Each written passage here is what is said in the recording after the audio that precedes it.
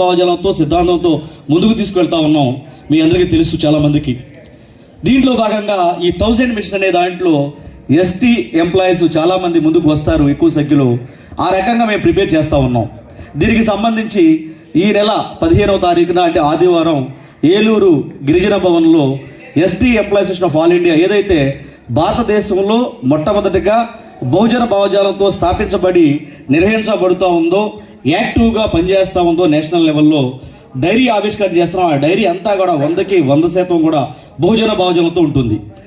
ఆ యొక్క కార్యక్రమానికి మీ అందరినీ ప్రేమతో హృదయపూర్వకంగా ఆహ్వానిస్తూ ఆ కార్యక్రమంలో 10 నిమిషాల పాటు మన మిషన్ 1000 ఏదైతే ఉందో దీని గురించి ఎక్స్ప్లెయిన్ చేయడానికి అవకాశం కల్పిస్తాం.